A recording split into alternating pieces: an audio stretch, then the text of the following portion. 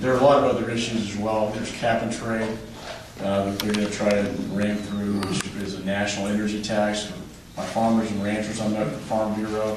It's going to raise the price of, and the president said it will raise energy prices. So why do we want to do that? And in this economy, why do we want to do something that will raise energy prices? And I told Pat, I think the next shoe to drop on their agenda, there are two more things. One is a card check bill, which is a union bill to basically nationalize the unions, including in this state. And the other one is the amnesty bill. You know, to pass with a comprehensive immigration reform and amnesty to everyone who's here, because they believe that their political survivability depends on it. You know, we had, I've been out in Mexico a lot and talked to the president of Mexico.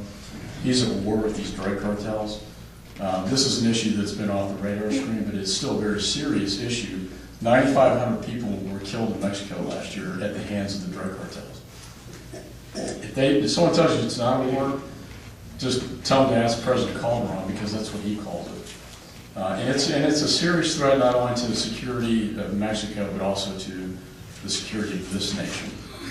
And it's a role I've been very involved with, being ranking member on the Homeland Security Intelligence Subcommittee. There's also Iran. We met with Prime Minister Netanyahu last week on the Foreign Affairs Committee, about 10 of us. He is very concerned about what's happening with Iran right now. There was just a CIA report that came out stating that they are on the verge of a nuclear weapon, and once they have it, you can't take it away. When Pakistan got it, we couldn't take it away from them with this AQ-CON network. If Iran gets that bill, that bomb, they've got it. And there's nothing we can do about it at that point. And then you'll see, according to Netanyahu, a nuclear arms race in the Middle East. He is very concerned about it. There's been a lot of tension between the current administration and Israel over this issue. Good news, I think the president's done a good job on Afghanistan and Pakistan. Pakistan, for the first time, is really cooperating with us to take out the terrorists in that country.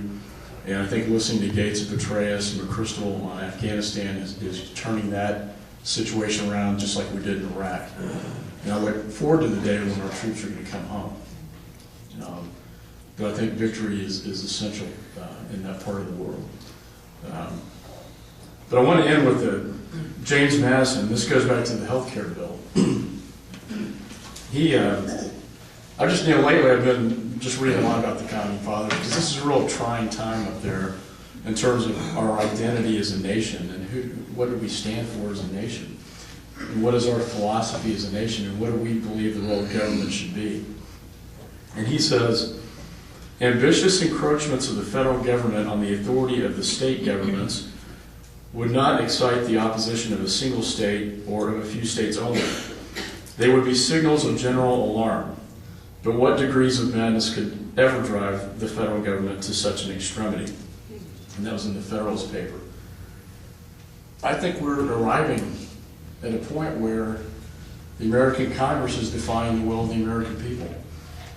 The American people, the majority of Americans, do not support this bill. We've heard loud and clear from them.